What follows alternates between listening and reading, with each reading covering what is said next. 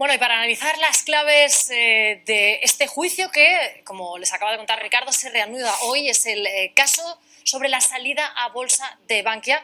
Contamos con la presencia en plató de Simona Levi, que es miembro de 15M Parrato. ¿Qué tal? Hola, buenos días, bienvenida. Bueno, y también está Patricia Suárez, presidenta de Asufin. Buenos días. ¿Qué tal, Patricia? Feliz año también Muy bien, para ti. feliz año. Bueno, ¿qué podemos esperar de este juicio? Para poner en situación a nuestros espectadores, 15M Parrato, que está detrás de esta acusación desde sus orígenes, ¿qué es lo que ha pasado ahí? Bueno, empezamos en 2012 cuando nos dimos cuenta que se estaba haciendo un rescate bancario y que, qué curiosidad, la mitad del rescate bancario iba a una única entidad, Bankia, y esta única entidad, mira por dónde, era presidida por el ex ministro de Economía y ex presidente del Fondo Monetario Internacional, Rodrigo Rato. Entonces, simplemente, así con esta simple consideración y de sentido común, y pensando que aquí, que antes de poner dinero público alguien tenía que investigar, y como nadie lo hacía, hemos empezado una campaña ciudadana con el nombre de 15M Parrato para pedir a la ciudadanía de unir fuerzas y de encontrar, pues buscábamos afectados, buscábamos pruebas y buscábamos dinero para poder empezar. Ese fue el germen de la investigación que ha llevado a este juicio. Exactamente. Entonces, así empezamos una campaña en mayo de 2012 y durante esta campaña pues recogimos toda la información. Nosotros pensábamos que íbamos a tardar un año y fue tanto el entusiasmo y la implicación de la sociedad civil que en un mes y 10 días ya teníamos todos y pudimos aportar la querella como acusación particular. Una cosa muy importante es que nosotros, de todas las acusaciones que luego ha habido la acusación popular de UPyD y muchas otras, y ahora hay de todo, de punta a punta del arco ideológico, hay realmente tanto particulares como populares, hay muchísima gente, pero nuestra acusación fue la primera que se fijó en una cosa particular, que es un poco como el tema de Al Capone, ¿no? El hecho que el folleto de salida a bolsa no reflejaba la entidad, mentía básicamente. Mentía, el ¿no? famoso artículo 282 bis del Código Penal, que somos los únicos que hemos defendido desde un momento, que simplemente había una clara intencionalidad de sustraer dinero a pequeños ahorradores. Y esto se veía también por el target, ¿no? Por el tipo de clientes que elegían. Lo vimos también con la preferente, con el famoso documento de la CNMV. O sea, se elegían los clientes para colocarles las acciones. Exacto. Hay un documento muy importante que conseguimos como acusación durante el juicio, que es un documento muy importante a través del cual luego se recuperaron la preferente de todos los bancos, que es un documento que a mí siempre me impacta porque es muy sencillo de entender. Es una tablilla en que explica a dónde se habían vendido la preferente, y hay una partida que es familias.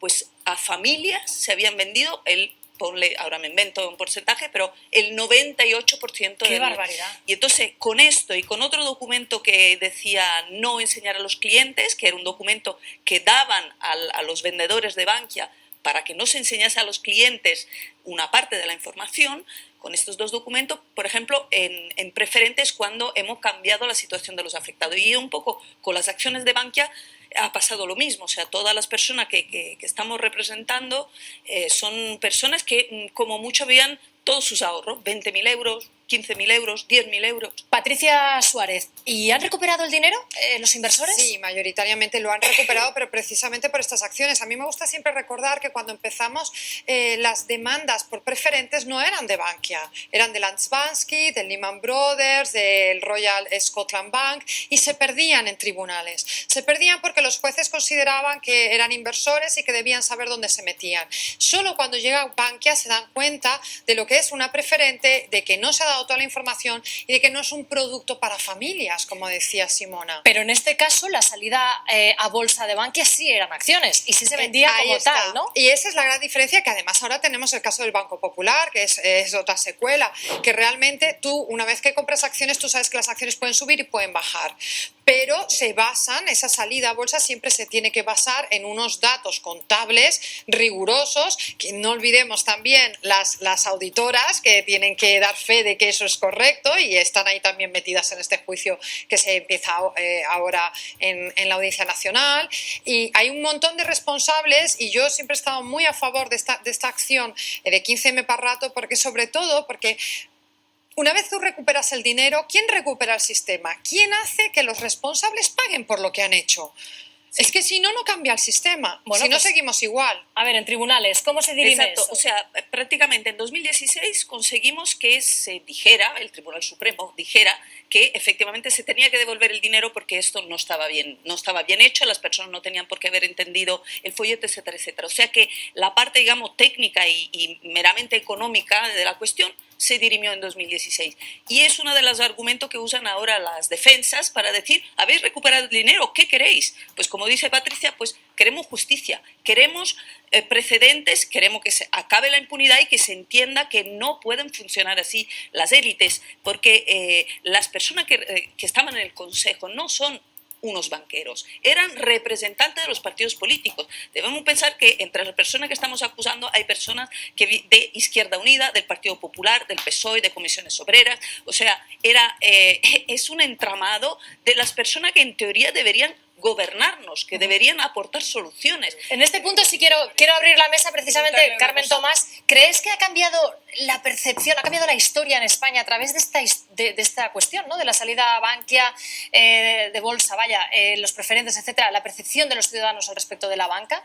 Ha habido un antes y un después, ¿no? Hombre, yo creo que hay un antes y un después y yo creo que la gente ahora se informa mejor, que no regala, o sea, esto de que te dan duros a pesetas, esto no existe, que al final te tienes que enterar bien de lo que estás comprando porque al final pones ahí tus ahorros, ¿no? Pero a mí me sorprende de todo este relato que nos has hecho, cómo es posible que, de acuerdo que toda esta gente tendrá que dar explicaciones, tendrá que se va a sentar en el banquillo, va a tener que explicar, pero los supervisores, precisamente los que tenían la obligación de que ese folleto fuera entendible, fuera correcto, no fuera un engaño, que las cuentas de Bankia fueran las correctas para salir a bolsa, porque no vale, efectivamente, pues tú puedes poner unas cuentas preciosas para engañar a la gente y que te compre las acciones. No, es que hay un Banco de España que supervisaba y una CNMV que tenía que estar ayudando o supervisando todo para que no se engañara. ¿Están sentados en el banquillo? ¿Cómo es posible que no Entonces, haya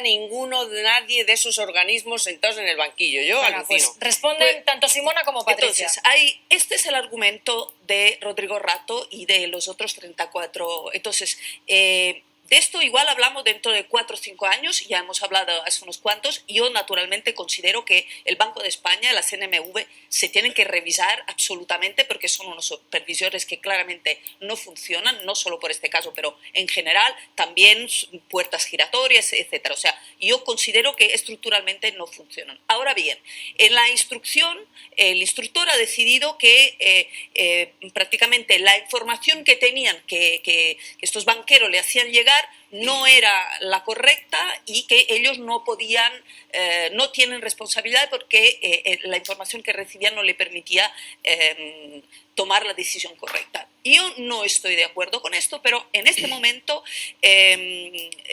para mí está fuera de foco esta información porque ellos no están sentados en el banquillo y este argumento es el argumento que utilizan los banqueros por decir, si yo no sabía nada ni me enteraba, yo no sabía nada. Yo no Yo- estoy... No, pero No, uno no, no dice que no, se pero- exime a los... Bueno, pero una cosa no hay va a unas- Pero Patricia, de alguna Creo- manera, tú que desde Asufin defiendes a los usuarios de los abusos de la banca, es un poco modus operandi, ¿no? Siempre A decir, ver. es que el que controlaba Exacto. no me controló.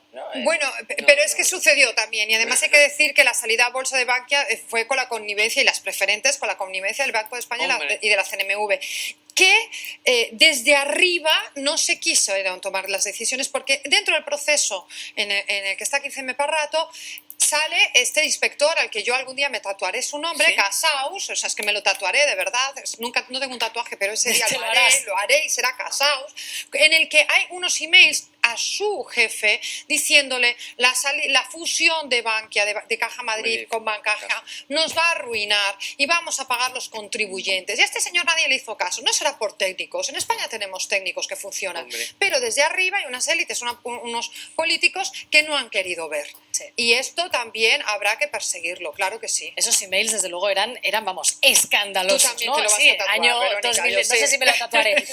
Por cierto, Patricia, Asufin celebra 10 años 10 con un años. congreso en el que, bueno, vais a un poco revisar objetivos, etcétera, pero también mirando hacia atrás grandes éxitos, ¿no? Bueno, grandes éxitos hacia atrás, pero además, fíjate ahora de lo que estamos hablando, vamos a tener sentados, por ejemplo, en una mesa al Banco de España, a la CNMV y a la CNMC y que nos cuenten y que nos digan qué hicieron. También vamos a tener sentados en una mesa, entre otras, a Simona Levy, a mí misma y con 2 o 3 abogados de banca. Es importante también darles su lugar y que se defiendan y que nos digan cómo han vivido estos 10 años. Sí, sí. Y también vamos a hablar del mercado inmobiliario, sobre todo lo que yo he intentado con este congreso es unos 10 años de reflexión, de crisis que ha pasado, hemos aprendido algo, tenemos soluciones, vamos a cambiarlo. Yo creo que es importante mirar de vez en cuando hacia atrás y enmendarnos un poquito. Desde luego, miraremos hacia atrás, pero también hacia adelante con el asunto del juicio de la salida a bolsa de Bankia. Gracias, Patricia. Gracias, Simona Levy. Muchísimas gracias. Y esperemos vuestro análisis también y las noticias que vayan sucediendo sobre este asunto.